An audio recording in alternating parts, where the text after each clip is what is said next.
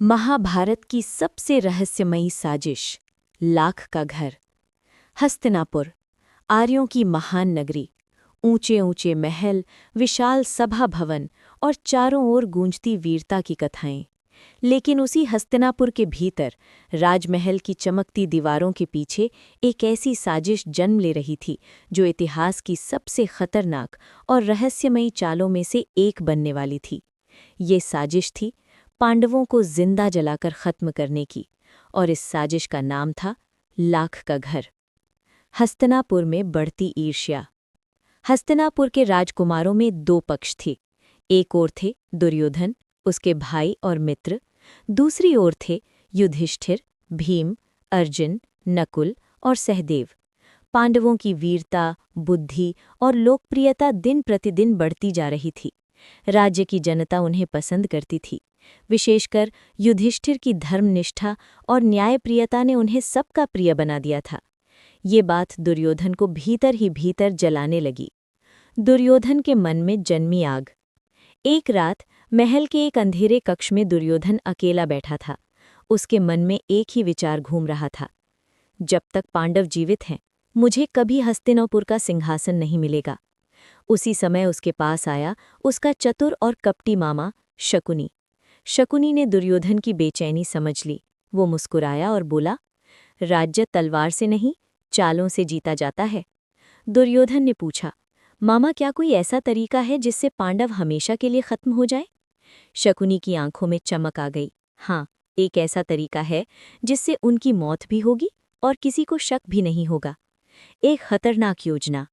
कुछ ही दिनों बाद हस्तिनापुर की गुप्त सभा में दुर्योधन, शकुनी और कर्ण बैठे थे। शकुनी ने धीरे धीरे अपनी योजना बताई। हम पांडवों को किसी दूर स्थान पर भेजेंगे, जहां उनके लिए एक भव्य महल बनवाया जाएगा। दुर्योधन ने पूछा, लेकिन इसमें साजिश कहाँ है?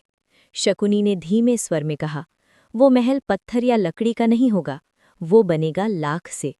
लाख एक ऐसा पदार्थ जो बहुत जल्दी आग पकड़ लेता है।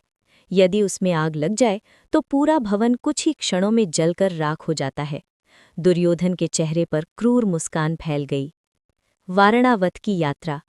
योजना के अनुसार पांडवों को एक उत्सव में भाग लेने के लिए वारणावत भेजा गया। कहा गया, वहां आपके लिए एक भव्य महल बनाया गया है, आप कुछ समय वहां विश्राम करें।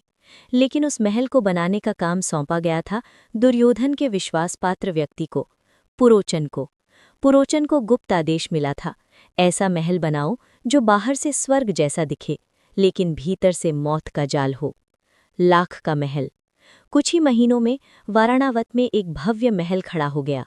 दीवारें चमकीली थीं, सुगंधित पदार्थों से महल महकता था, लेकिन उस सुगंध के पीछे छिपा था एक भयानक रहस्य। महल की दीवारों, छतों और स्तंभों में लाख, घी और तेल भरा गया था। ये महल एक विशाल मशाल की तरह था, बस एक चिंगारी चाहिए थी और सब कुछ आग में बदल जाता। विदुर की चेतावनी। हस्तिनापुर में एक व्यक्ति था जो इस साजिश को समझ चुका था। वो था विदुर। विदुर बुद्धिमान थे और उन्हें शक हो गया था कि दुर्योधन कुछ बड़ा षड्यंत्र कर रहा है। उन्होंने गुप्त रूप से युधिष्ठिर को चेतावनी दी, लेकिन उन्होंने सीधे सीधे कुछ नहीं कहा। उन्होंने एक रहस्यमयी संदेश दिया, जो व्यक्ति आग से बचना चाहता है उसे धरती के भीतर रास्ता बनाना चाहिए। युधिष्ठिर तुरंत समझ गए कि कहीं न कहीं आग से जुड़ी साजिश है। गुप्त सुरंग। वाराणावत पहुंचने के बाद पांडवों ने महल को ध्यान से देखा। भीम ने कहा, भाई, इस महल की दीवारों से अजीब सी गंध आ रही है।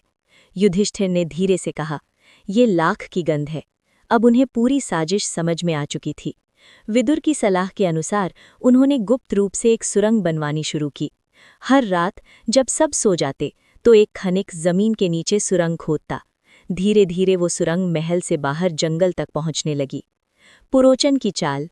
इधर पुरोचन रोज पांडवों की गतिविधियां देखता था। वो इंतजार कर रहा था उस रात का जब सब सोए होंगे और वो महल में आग लगा देगा।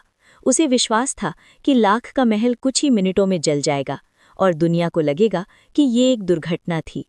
वो भयावह रात। एक रात वाराणावत में उत्सव मनाया जा रहा था। संगीत, नृत्य और भोज, सब कुछ सामान्य लग रहा था। लेकिन उसी रात साजिश अपने अंतिम चरण में पहुंच चुकी थी। पांडव पहले से तैयार थे। जब आधी रात हुई, उन्होंने अपनी माता कुंती को साथ लिया और सुरंग की ओर बढ़े।